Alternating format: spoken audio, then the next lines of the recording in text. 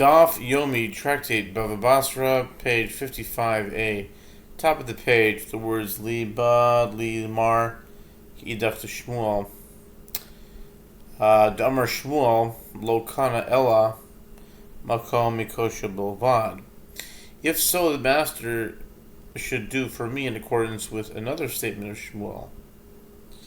As Shmuel says that one who owns ownerless property has acquired only the place that he struck with the hoe.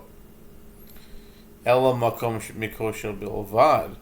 Amar le bahai ana kishmatin spherally to Amar Rav Huna Amarav kevin nikash ba mikosh echad kanakula. Rav Nachman said to him, in this matter I hold in accordance with our halacha, as Rav Huna says, that Rav says, once he struck the land with the hoe one time, he acquired the entire property. Shalach Rav Huna bar Avin. The Gemara relates that Rav Huna bar Avin sent a ruling. Yisrael shalach achsad migoi, uba Yisrael acher v'hechzik ba, ein motzi'im ota miyado, v'chein haya Rabbi Avin, Rabbi Ilah v'chol Rabotenu Shavin Badaval. The Gemara relates that Rav Huna bar Avin sent a ruling in the case of a Jew who purchased a field from a Gentile. Now, this is interesting because I was just reading on social media. There are a bunch of people who really criticize the Talmud for negative attitudes that the Talmud has towards Gentiles. And I would say that a lot of the things that they pick on, they're looking at stuff that really is, at its core. I mean, it's not enforced today. No Jew of today would actually hold to a lot of that stuff. And I think it's coming from a time when there was not as much diplomatic relations between Jews and Gentiles as you have today. Now, there's always, anti-Semitism and Gentiles that don't like Jews and vice versa. But when the Talmud was written, it was like much worse. That's what my guess is. It was much more hostile. The average, American guy today, they don't hate Jews. I don't think a lot of just, regular American Christian people, they don't necessarily hate Jews. A lot of them love Israel, they're Bible-believing Christians, it says in the Bible, bless those who bless you and curse those who curse you. So they're holding to that. And so I don't know if it was so much like that in those days. So anyway, all that to say that when I read stuff about the Jew and the Gentile, you can, you don't have to, you can just, treat them like second class. Yeah, you'll see a lot of that in the Talmud, but that doesn't necessarily reflect my opinion. I want to make that disclaimer again. At any rate, a Jew purchased a field from a Gentile, and then another Jew came and took possession of it. It is not removed from the possession of the second Jew. And so Rabbi Avin and Rabbi Ilah and our rabbis agree with regard to this matter. Amar Rabba Hani Tlad Mili. Rabba said, these three statements were told to me by Ishta'i Li Ukvan Bar Nechemia Reish Galus Sabishmein Shmuel Tadina Malchus Adina Varisusa Diparsai Ad Arba'in Shnin Ahani Zaharure Dezavin Ara Detaska Zvinaihu Zvini. Rabba said that these three statements were told to me by Ukvan Bar Nechemia, the exilarch, in the name of Shmuel, the law. The kingdom is the law. And the term of the Persian sharecropping is for up to 40 years. Since, according to Persian laws, the presumption of ownership is established after 40 years of use. And in the case of these tax officials, who sold land in order to pay the land tax, the sale is valid as the tax officials were justified in seizing it, and one may purchase the land from them. Okay. What we on time? Okay, we're pretty good. V'hanimi li'taska aval l'charaga lo. My time karaga akarkaf tigavri manach. Rav Huna brayed Yehoshua Amar afilu sa'are dechada mishtabdi l'charaga. The Gemara notes that, and this statement applies to land seized to pay land tax, but not to land seized to pay the head tax. What is the reason for this? The head tax is placed on a man's head. In other words, the obligation of his tax is on the individual and is unrelated to his property. It is therefore theft for the tax official to sell land for this purpose. Rav Huna, son of Yehoshua, said everything, even the barley in the pitcher, is mortgaged for the payment of the head tax. Amar Ravashi. Ravashi said, Amar li Rav Huna bar Nasan. Rav Huna bar Nasan said to me, Kashi beim Amemar. Amemar raised a difficulty with regard to the statement of Rav Huna, son of Yehoshua. Imkain betalta Yerushas beno habachor. If so, you have abolished the inheritance of the firstborn son, one who owes tax to the kingdom.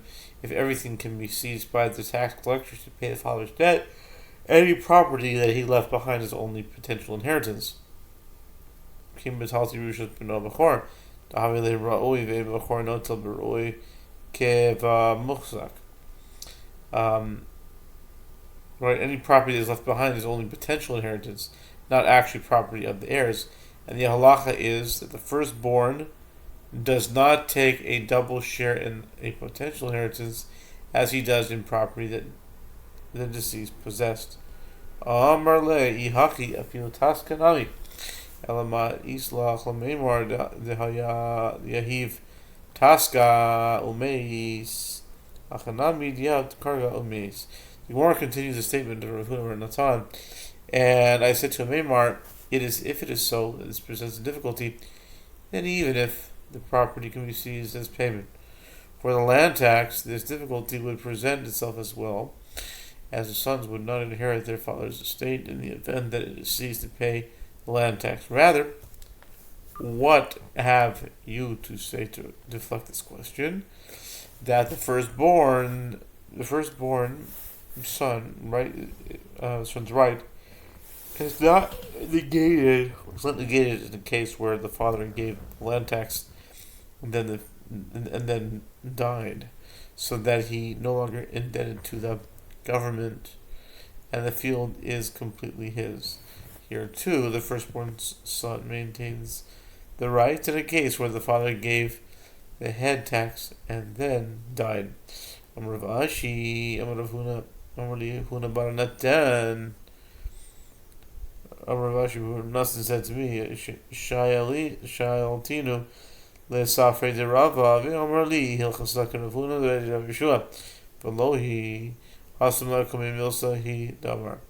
Rav Ashi said, Huna bar Natan said to me, I asked the scribes who wrote documents and recorded halachic rulings in the court of Rava, and they said to me that the halacha is in accordance with the opinion of Rav Huna, the son of Rav Yehoshua, who states that one's possessions are all mortgaged for the payment of the head tax. The Gemara notes, but that is not so, as there Rav Huna bar Natan said that in order to buttress his previous statement of Rav Ashi, Pardacht, Yisayim Masa. Rav Ashi said an idler must assist the town in paying taxes even though he has no income in the town. And this matter applies in the case where the town saved him from his obligation by asking for a reduction on his behalf. But if the tax collectors do not seek to collect his debt, this is regarded as a heavenly assistance, and he is not obligated to volunteer to pay his share. Pardachta, Saya Masa, Alimili Dat Slave Masa, Aval Anid and Diske Sayata Dishmaya he. And he is not obligated to volunteer to pay for a share. Okay. Amar Ravasi, Amar Rav Yochanan, HaMeitzar. Amar Ravasi, Rav Yochanan, HaMeitzar Umechatzav Mafsikim V'nechsei Hager.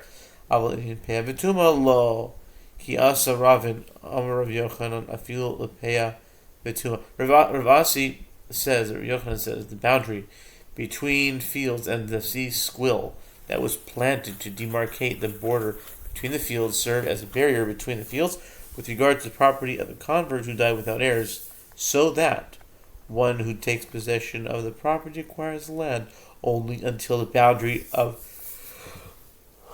sea spill, but not other land the convert had possessed beyond that point, but they do not serve as a barrier between fields with regard to the matter of produce in the corner of the field, which is given to the poor, peah, and ritual impurity, and even the area beyond.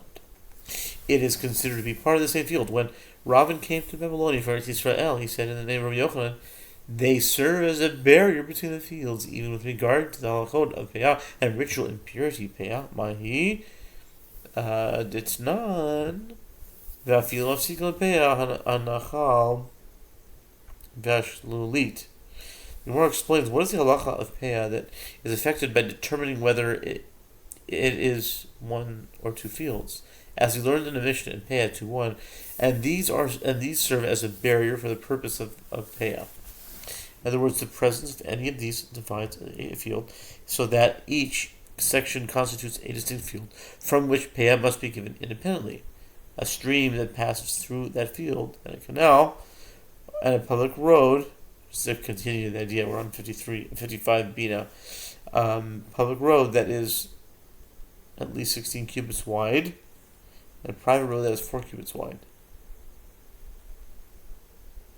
and a public trail that is prudent size, and as to whether the summer is in rainy season, whether is in summer, rainy season, winter, Asi, and Rav Avis agree. Okay, it's whether Yochanan held boundaries. Okay, we'll say that for the next off. Okay. Anyways, that's the story.